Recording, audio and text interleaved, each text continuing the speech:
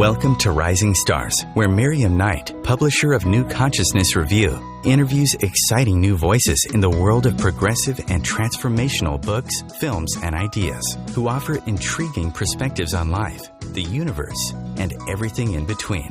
Join us as we celebrate the conscious awakening and explore many expressions of consciousness in action.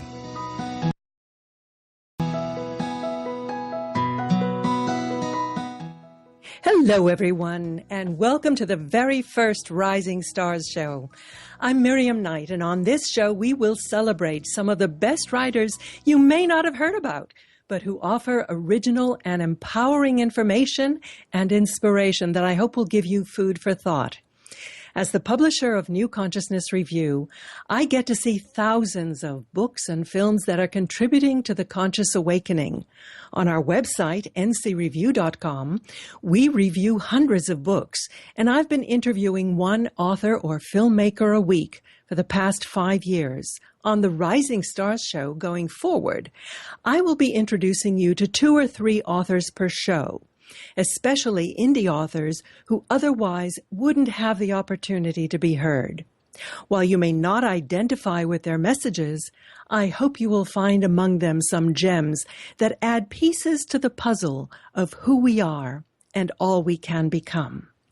Because this is my first Rising Stars show and my first live show, I decided to invite just one guest, and she is truly a gem.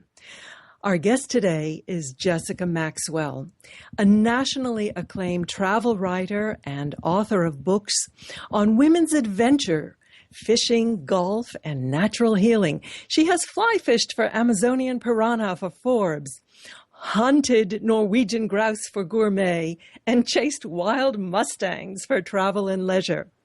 But her earthbound career took a sudden turn toward the mystical with the publication of her award-winning spiritual memoir, Roll Around Heaven, in 2009.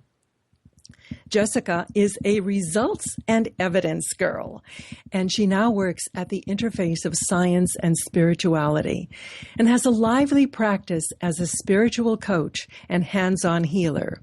She's in great demand as a speaker because her presentations offer personal validation, hope, and scientific evidence that appeal to skeptics, believers, cynics, and the spiritual alike. She's almost finished her next book, which is about her healing work and her long-term love affair with the Kingdom of Bhutan, her spiritual home for 2 decades. When she's not in the Himalayas, Jessica lives in Western Oregon with her husband, Tom Anderson, and 2 part bobcat kitties, who are an integral part of her healing team. Welcome, Jessica. Thank you for joining me today. Thank you, Miriam. You know, I'm really happy to kick off this show with you because you're such a prime example of a successful mainstream personality who had a major conscious awakening. Can you tell us about it?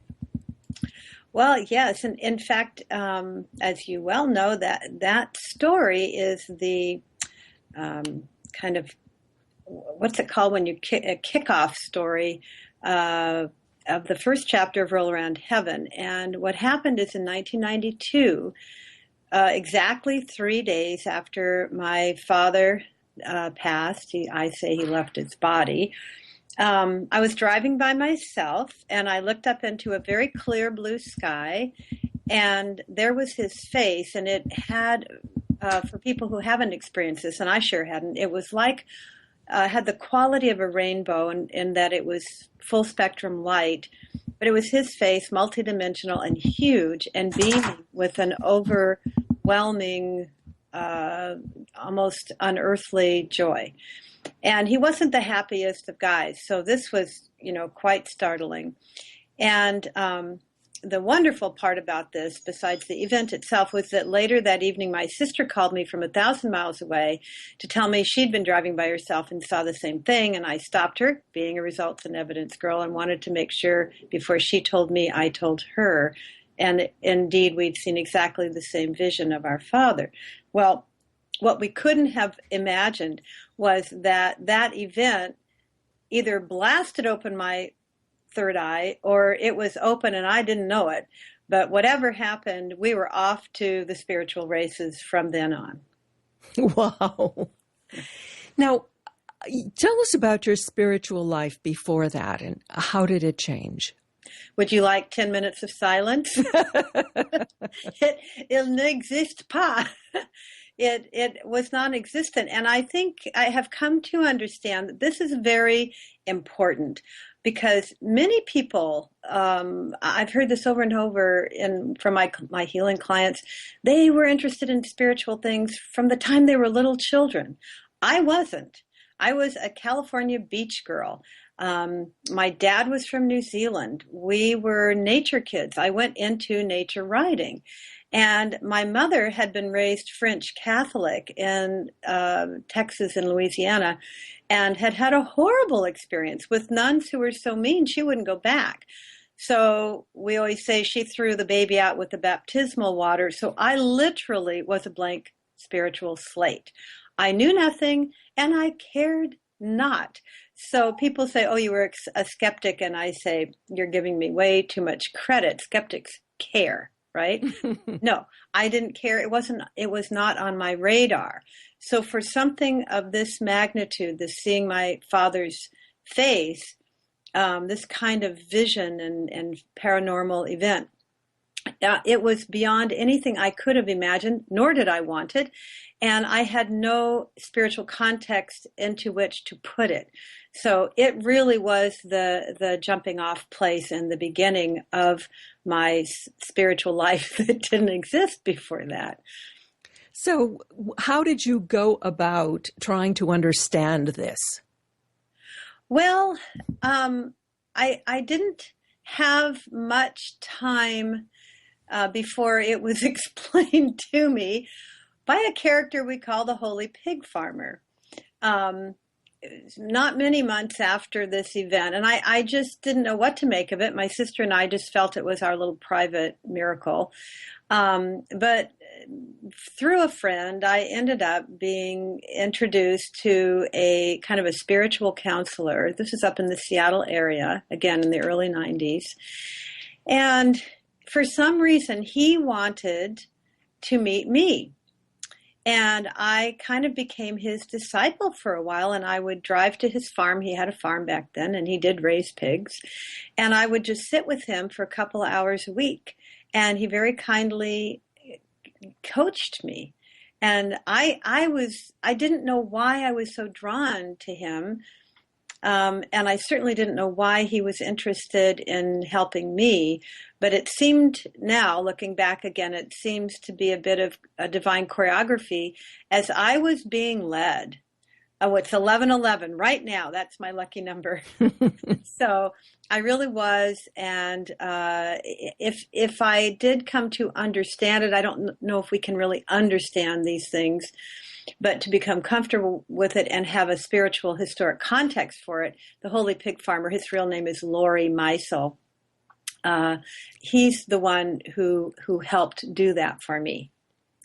Now, a lot of people, when they have these experiences, kind of don't have a context for them and they sweep it under the rug because it's too inconvenient, really, to talk about or to admit to. Why did you come out with it? I think I have a fearlessness that made me an adventure writer in the first place. Now, I have some fears. You know, I don't like elevators, for instance, but no one becomes an adventure writer unless they're on the boat for an adventure. And I'm a nonfiction writer. This was real. You talk to anyone who was a true skeptic and they have some exemplary experience happen to them. You cannot talk them out of it. It's real. It's just other dimensional. So once I had that experience, I knew that something was up. I didn't know what, and I didn't even become a scholar. I'm much more of a scholar now where I try to read everything, but I wasn't back then. And so I just wanted to, to kind of tell people about it because it was so wild. And it was at that point, the best experience I'd ever had. So it was like kind of, gee whiz, listen to this one. And that's how it began. And really, I think it took 10 years before I realized, no, that's too long, but maybe let's say 5 years before I realized, because other things began to happen, Miriam, as you know. And then I knew I had a story, and pretty soon I wanted to share the whole thing. That became the book. But it did take a good 10 years for me to stop apologizing or kind of going, well, this is really a great one, but I don't know what you're going to think about it. I owned it in 10 years. It was one moment in my kitchen, and I knew that I was doing the right thing, and there was something wonderful about it, and there were no questions left. Some of the other experiences that you had, you called the RAH, the Roll Around Heaven Effect. And I want to hear more about them. But really briefly, just what is one? What is one? Oh, you mean describe one? Describe one. Oh, sure. Wild adventure. Well, when one's third eye opens, and I also want to add here, we all have a third eye. We all have second sight. It's either not developed or latent or shut down. I don't want to try to sound too precious about it. But when your third eye does open, and with me, it's especially open in the middle of the night. I'm awakened by things that I see. And when I'm doing my healing work, there are visitations, and I often see beautiful big blue orbs. Blue is associated with the Christ energy, which of course is healing. It's also medicine Buddha, who is blue. And but probably the most harrowing and therefore dramatic and kind of fun to talk about. You're going to have to hold that thought, Jessica, because we are about to go to break. All right. And then we will be back. We're speaking with suspense. Jessica Maxwell.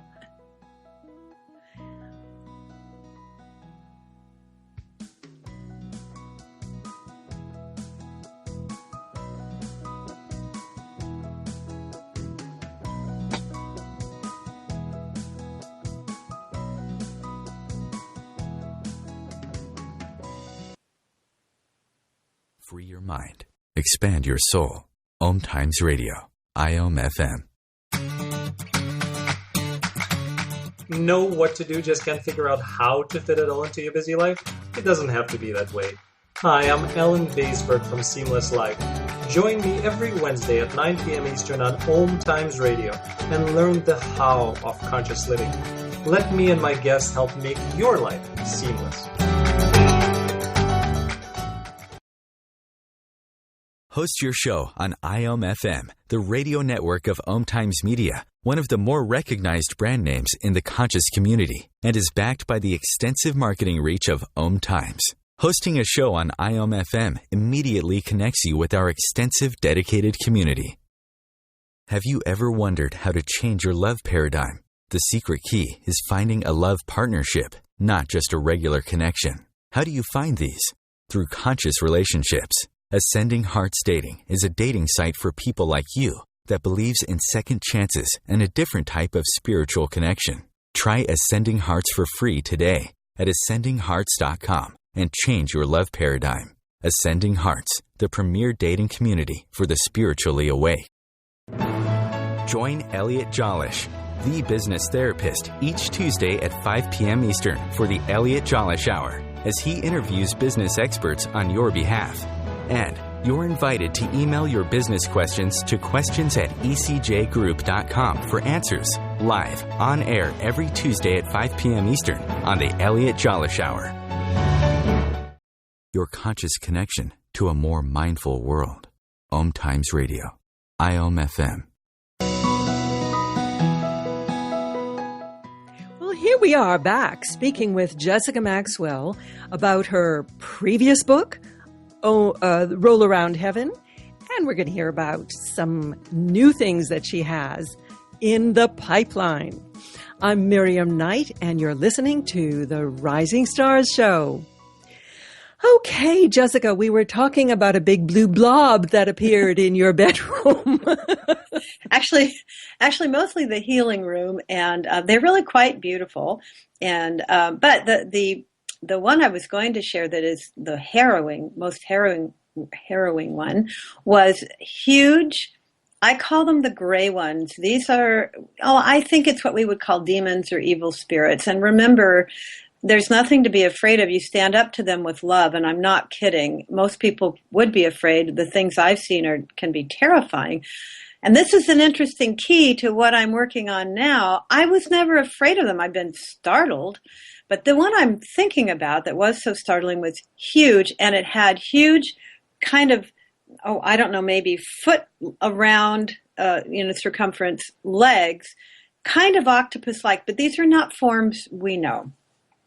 And it was monstrous, and it was aggressive, and I had just seen a friend who had a very rare kind of viral cancer that made no sense.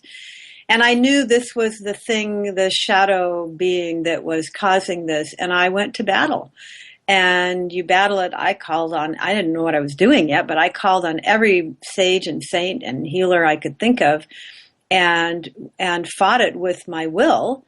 And it took an hour. It was the longest battle I've done, but then they kind of go pop, and there's a vacuum, and they're leaving, and that's the end of them. I hope they go away forever, but who knows? But that was one of the wildest, and I do see those. Not so much anymore, but sometimes people bring them in with them, and we clear them, and then they kind of hang around. I have to get rid of them. Okay, now you kind of did a major leap from seeing your father in the sky to visiting with a pig farmer who taught you about spirituality, going through this kind of quiet period of struggling to integrate what you've been learning. And now you're talking about actually becoming a healer. Tell us about this kind of transition into healinghood.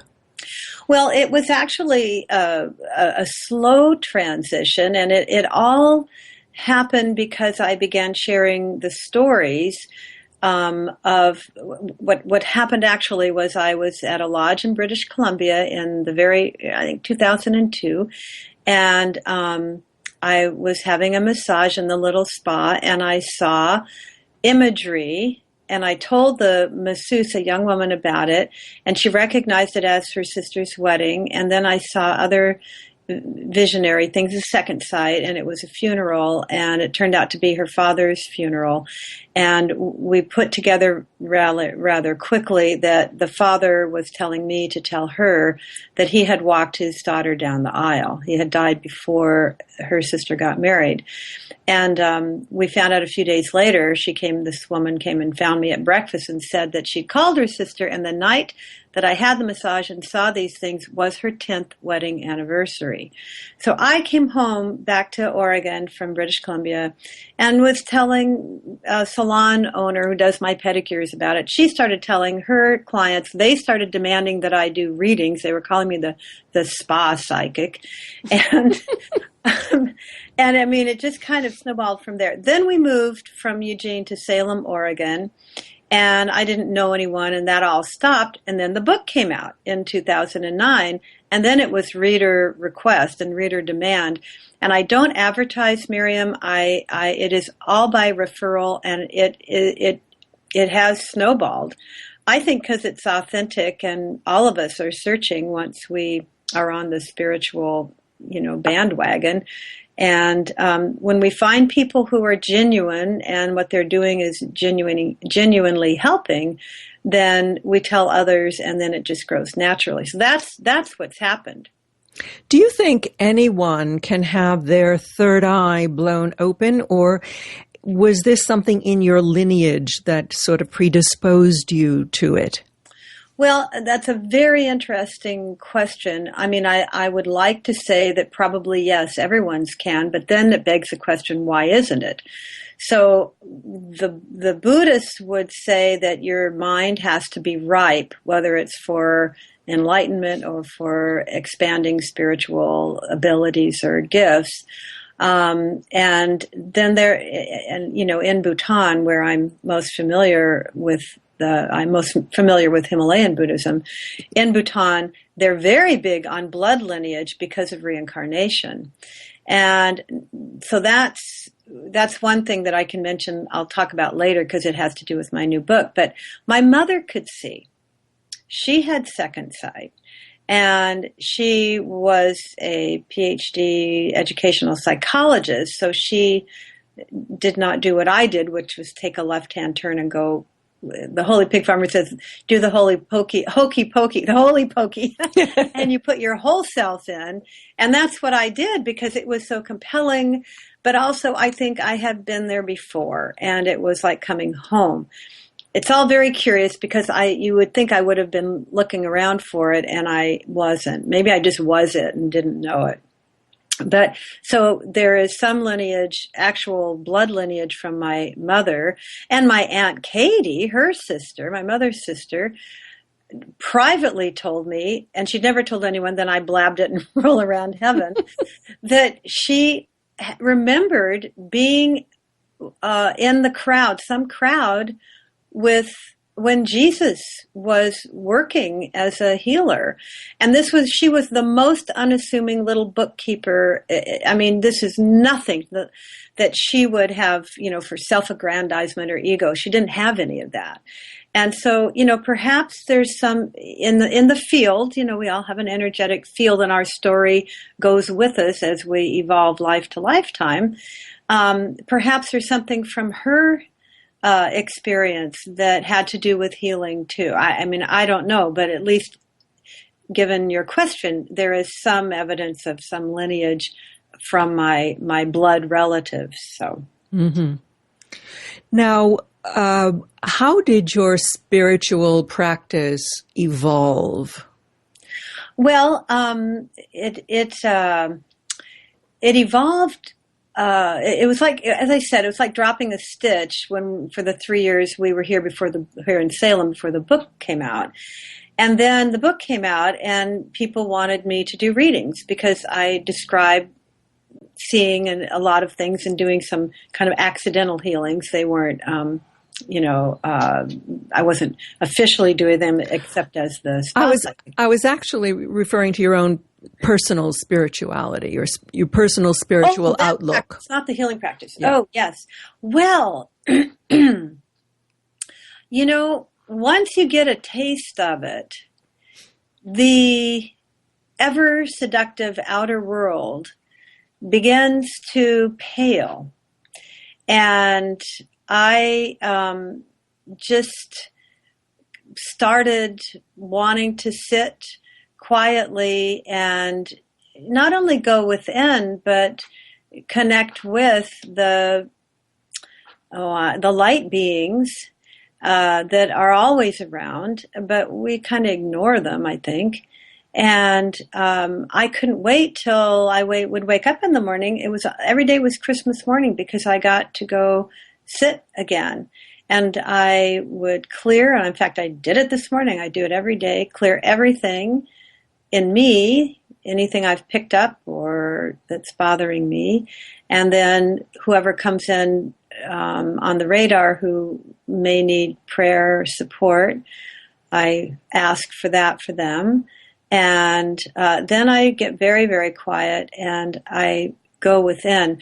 Now, one of the other pieces of evidence we have that I have done meditation before, most people when they're starting, they can't sit still. Have you heard this before? Sure. I can do 5 minutes. It drives me nuts. I've got to go feed the cats or go to yoga. That's kind of the big one. And I was quite the opposite. And in the early 80s, a boyfriend I had back then wanted to teach me to meditate. And he had lived in an ashram with Swami Satchidananda and, had done the whole deal. And I hadn't. And so, of course, I was a rookie, he thought. And he gave me a hibiscus flower to look at. And he said, just try to meditate on the flower. And well, I take one look at it and I completely freak out because I can't tell if I'm the flower or it's me. It is I should say. And he got angry with me because that is what we call unity consciousness. And it's a fairly high level of spiritual awareness or just awareness. Because it's actually, as you know, how things really are. It really is of a piece. The world of form and separation is an illusion, and I'm going to sound like every spiritual master you ever read, but it really is. And when we expand in our awareness past ego, meaning this little separate self who's worried and scared and hungry or whatever, then that's where compassion starts to grow, because other people's pain is your pain too. And that's when we start to literally see differently.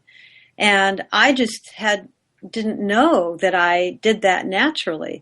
Well, you don't do that naturally. You do it from training. And we now know that I had at least one rather amazing life. It just was verified 2 months ago in Bhutan as a healer, a woman, a nun healer.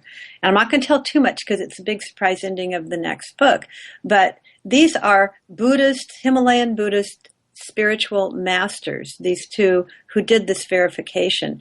And it really wasn't until they did it that I was completely sure that I had done this before. And in a weird way, I've reincarnated in the West, and I've put it together, I guess, with some quantum physics and a little more science and a little less tradition. And I've taken it back to Bhutan, and we can't even have lunch in Bhutan, but somebody shows up for a healing. It's like the expert has to be from out of town, right? That's what our naturopath told us. But they also recognize, real healing, I think, when they experience it, and then they start, word of mouth happens there too. So the new book, I'm kind of jumping here, but it is to follow the path of this Western practice, my personal spiritual practice, as you asked about, my healing practice, and then what I have... And you're going to have to hold that thought for after the break. We're speaking on Rising Stars with the rising star of them all, Jessica Maxwell.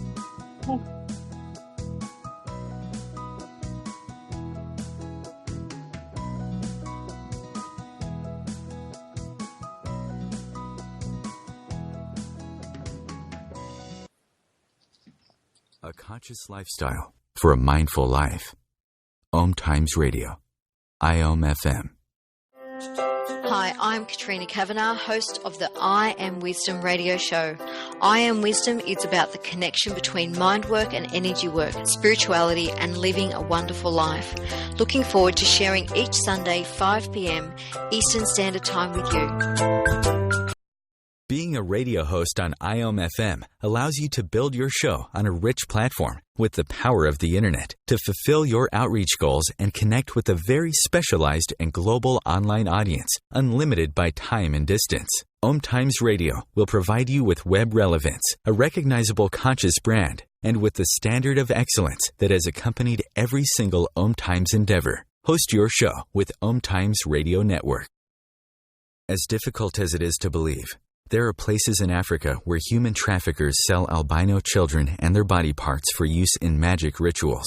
Humanity Healing International is actively working in Uganda to change this paradigm. The Albino Rescue Project finds albino children who are at risk and places them in safe schools and environments where they can learn and grow free from fear. To learn more or to sponsor a child, visit humanityhealing.org. Humanity Healing is where your heart is.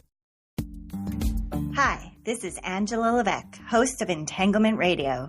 Join me Wednesdays at 12 p.m. Eastern for inspiring conversations with visionaries in spiritual science and conscious healing. Entanglement Radio, Wednesdays at 12 p.m. Eastern. Transcendent talk for the conscious mind. The future of Internet radio is here. OMTimes Radio. IOM FM. And we are back with Jessica Maxwell, and I'm Miriam Knight. We're speaking about Jessica's first book, Roll Around Heaven, her coming book, which we don't know its title, to be discovered sometime later. And I was thinking during the break, Jessica, about this kind of spiritual layer cake that you have made for yourself. You have layers of what we would call New Age spirituality that you learned during your post-vision awakening. We have layers of Buddhist philosophy, and I know for a fact that we have layers of Presbyterian philosophy. So how does it all blend together for you? Well,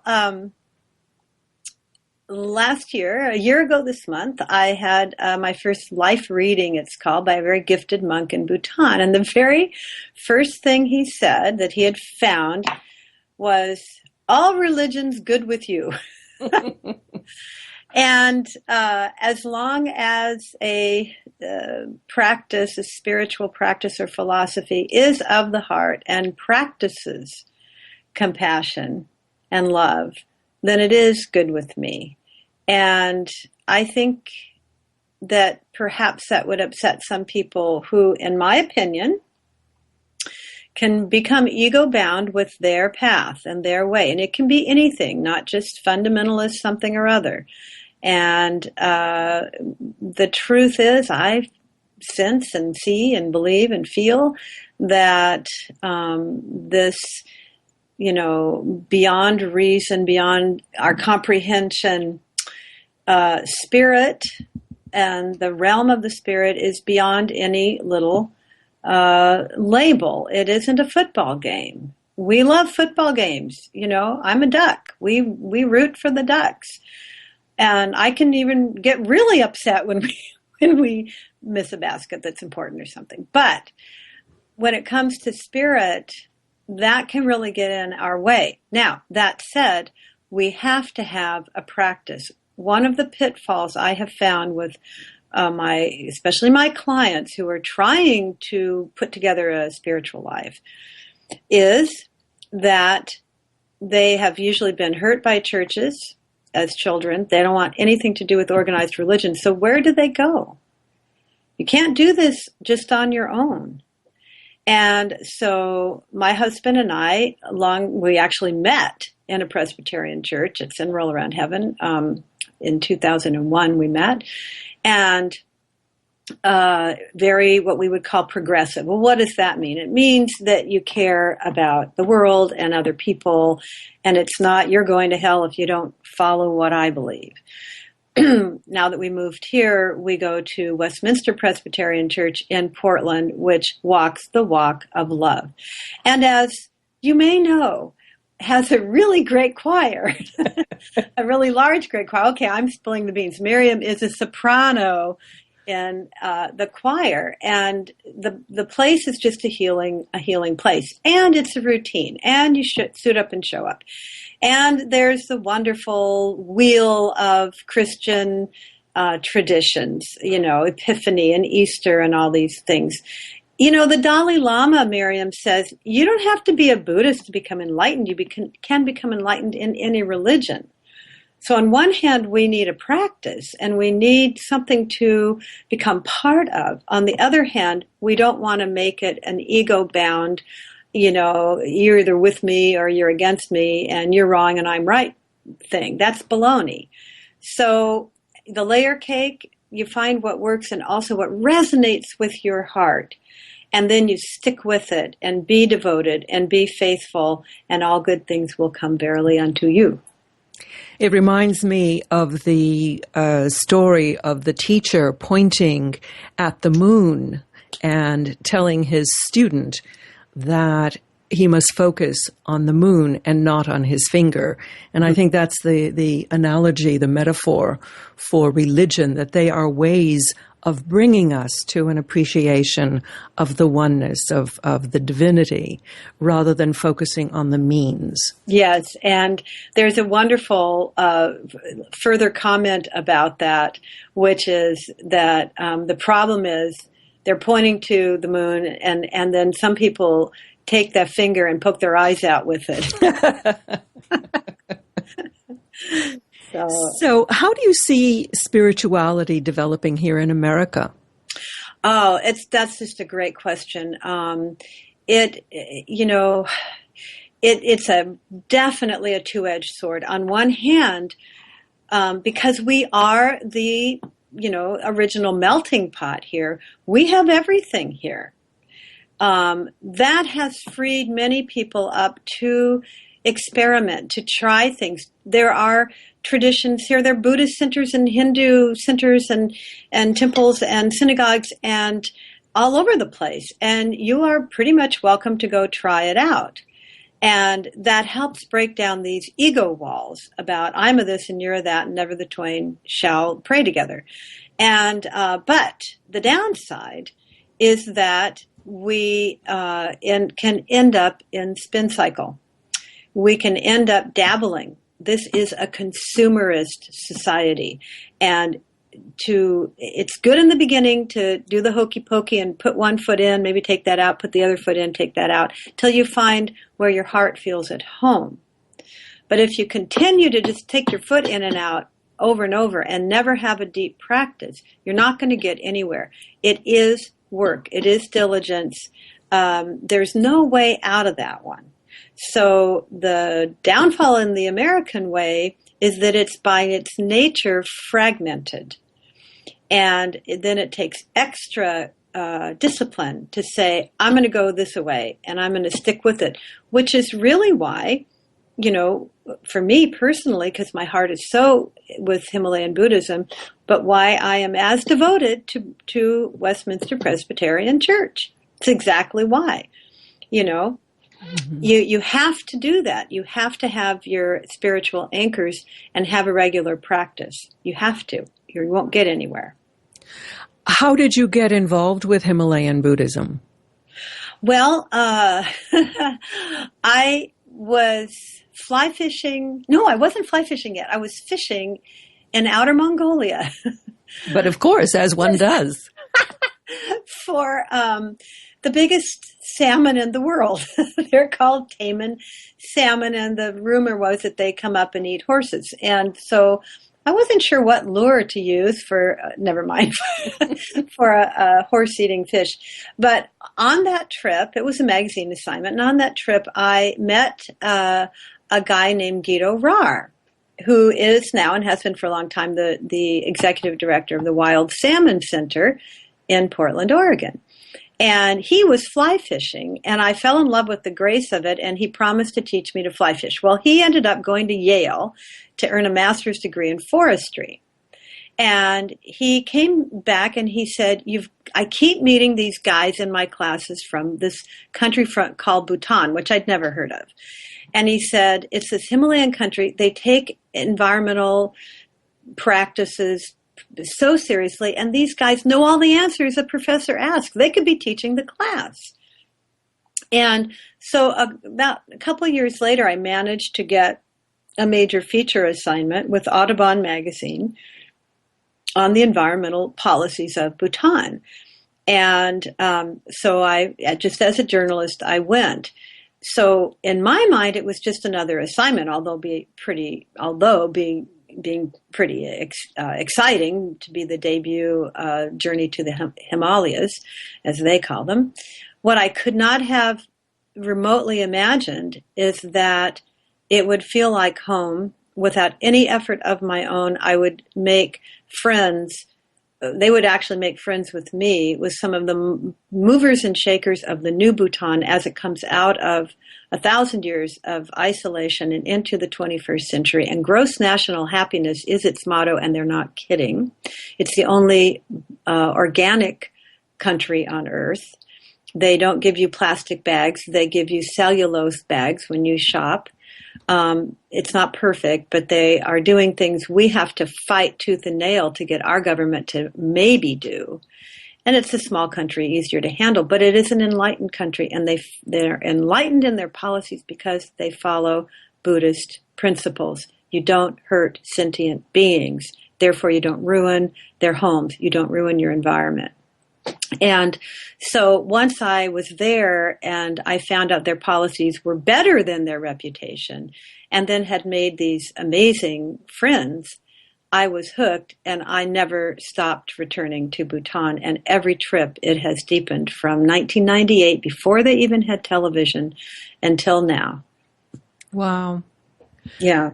So the spiritual awakening, the spiritual connection that you discovered in Bhutan went very deep for you. How did you uncover that? Well, I was sitting in the office of the foreign minister who was showing me their environmental policies. And he suddenly tapped his watch and he said, "I'm so sorry, Miss Maxwell. I must go home now. The llamas are coming to chase away the evil spirits from our home today." And at this time, 1998, I had been seeing evil spirits and happy spirits for quite a while. And my two worlds collided in that moment. He had no idea. But my stalwart nature girl, nature writer, environmental reporter persona was face to face with my very private at that time spiritual life. And in this country, they put it together. So I was, triply at home, not just doubly, because of this. And it made me realize that they had figured a lot of the things out that I was experiencing. And I started to ask questions. And that has never stopped. So it must have been like really coming home, because you felt that all the pieces had fallen together and there was no contradiction. Well, as usual, perfectly put, yeah. And every time I land in the valley where the airport is, there's only one airport, from the very first time I felt home. Weep, and I would hear Right. the words, "You're home." And we will be right back with Jessica Maxwell. You're listening to Rising Stars.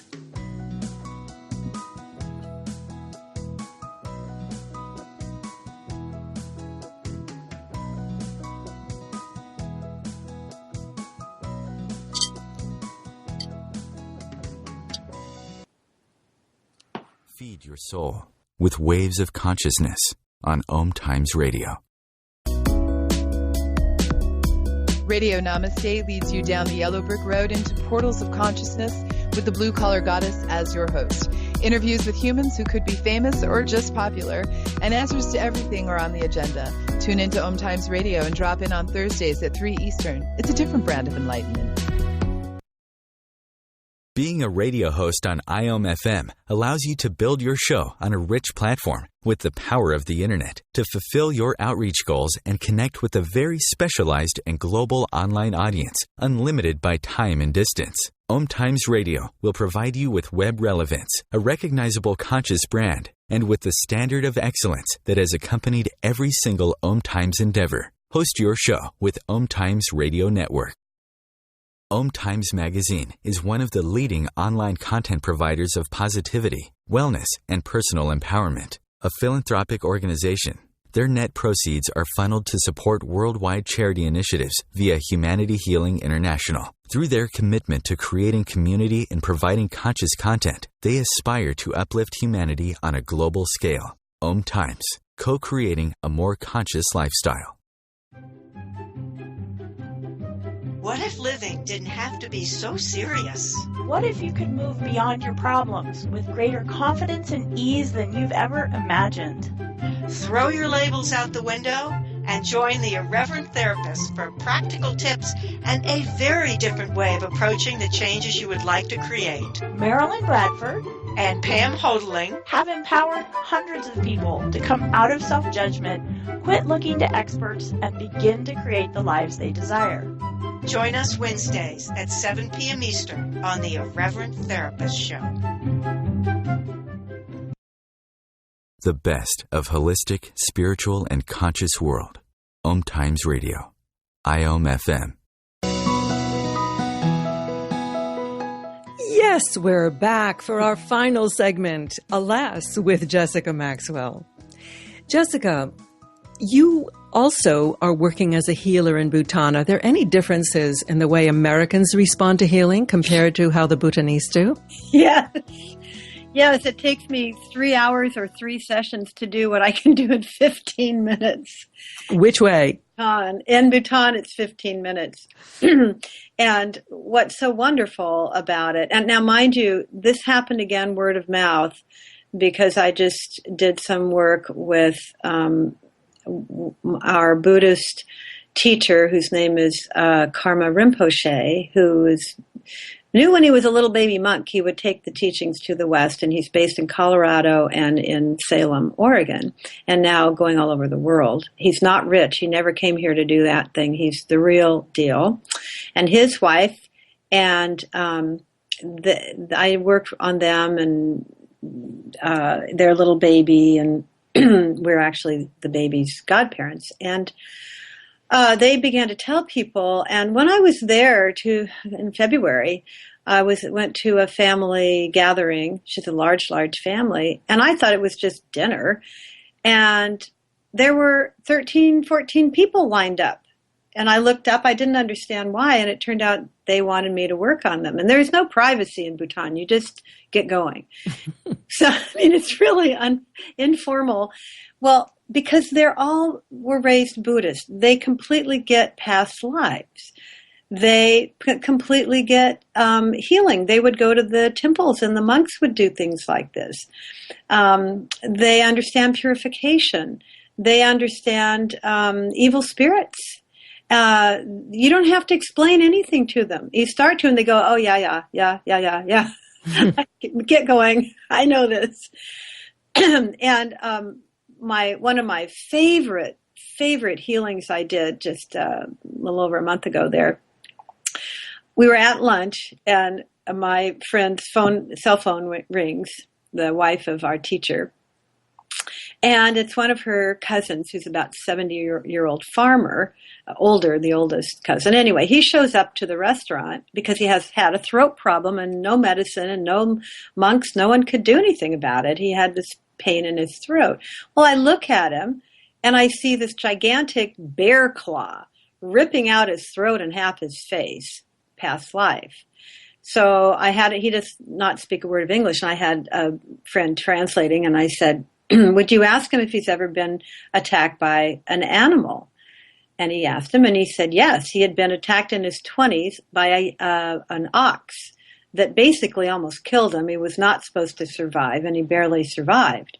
And I said, "Would you ask him if he's ever been attacked by a wild animal?" And he said, "No, but I've come face to face with a bear." And I said, "Would you ask him what happened?"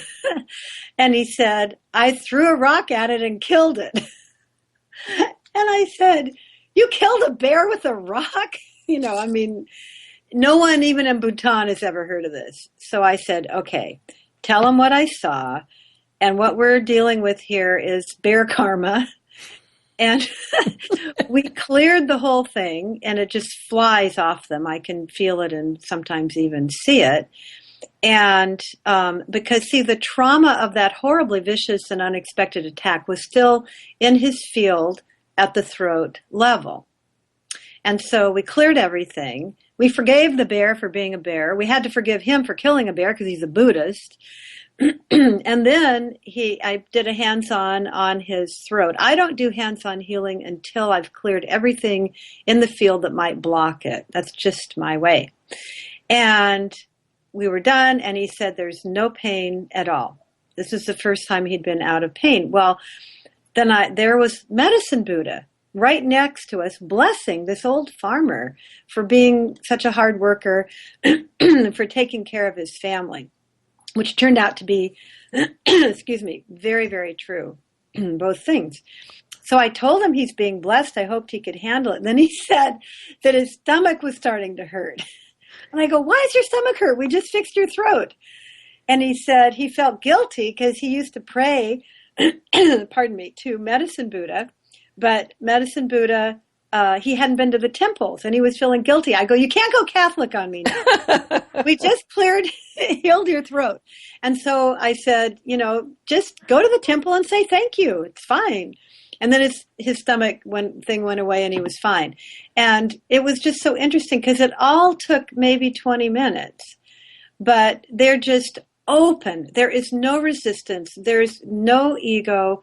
They want to be healed. And, as here, people who would seek someone like me out have tried everything and nothing works. That's when it's probably, excuse me, a past life karmic thing, an energetic field thing.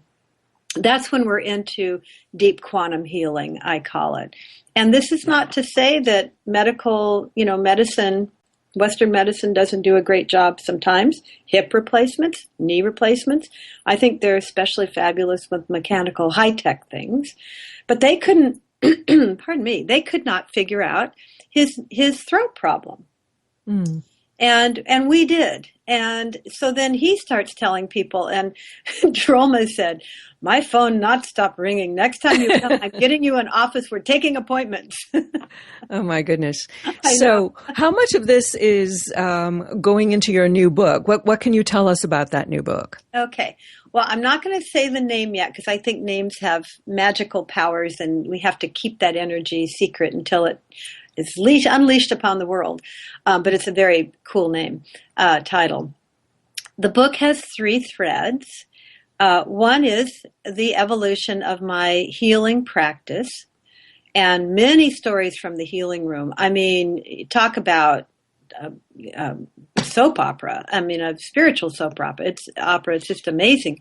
And real, quote unquote, miraculous hands-on healings where they get up and their ankle that was broken 3 years ago in a softball game, and it's never healed right. And I looked at this one woman, I go, right, because the bone's healed off center. And she's a nice New York Jewish friend of mine. She goes, Jesus. And I go, that's what I like, a nice Jewish girl talking about Jesus. And it was a joke. And then we did a hands-on, and she got up and she went home to New York. She was out visiting, and she emailed me, and she said, it's perfect. I can walk all day on it. And she could only walk an hour before. So we have healings like that and some really interesting interface healings with Western medicine and energetics. That's one big thread, the healing work. Then that takes us into Bhutan, where we start to understand that they understood long, long ago what we would call quantum physics, energetic healing, multidimensional beings, the full spectrum of the full light spectrum. And, I'm kind of weaving those two things together from deep personal experience. And then there's a small thread of my own personal healing journey, which is just a doozy. Several amazing past lives. One, I was a Chinese servant beaten to death long ago, long ago for, I think, dropping a teacup, which may explain my love of tea parties. And some other ones that were just grief. I learned compassion through personal grief. So I'm weaving these threads, all 3 of them together, and then we emerge at the end with 2 amazing revelations that you have to read the book to hear about. It's the happiest ending and the most unbelievable ending, and then some very real, wonderful results and evidence. Well, I happen to know some of the stories behind it, and I'm not telling. Yay, Miriam. But you will be the first. You'll be the first to get to see the early copy and to review it. Okay, it's a deal. So, Jessica, what do you think is the most important thing that we can do to advance our own spirituality and our own spiritual connection? The most important thing is the thing that so many people find the most difficult, which is going within. I mean, I adore Westminster Presbyterian Church, but in even the very best of the Christian tradition, unless you're a Trappist monk or a Benedictine nun, you're not going to spend more than a couple minutes in prayer. unless you are in prayer at home. And that is not enough. And in fact, I tell almost all my clients, Jesus said the kingdom of heaven is within. That is one of the quotes, scriptural quotes, that has been verified as true. That was said. Now, all the masters say something like that. But this tradition doesn't do anything about it. And I think it's a shortcoming. So they can be compassionate, walk the walk of love thy neighbor, love thy enemy, pray for everybody. But they can be miserable because they're still, stuck in what the Eastern Buddhists call samsara. I think the Hindus do too, which is this eternal wheel of suffering that is life on earth. And there is a way out of that. It doesn't mean you're turning your back on everyone you love. It means you're going deeper into the real truth of reality here, which is much different than the world of form. And that is exactly the message that we want to leave you with. Yeah. And Jessica's website is jessicamaxwell.com, correct? Yes, or rollaroundheaven.com. Or rollaroundheaven.com. Mm-hmm. Okay, well, we're at the end of the show. We've been speaking with Jessica Maxwell, and I invite you listeners to visit my website, New Consciousness Review, on ncreview.com, and browse our free content-packed multimedia magazine and podcast archive. Do join me next week to meet more rising stars of the new consciousness. Until then, I'm Miriam Knight. Thank you for listening. Goodbye.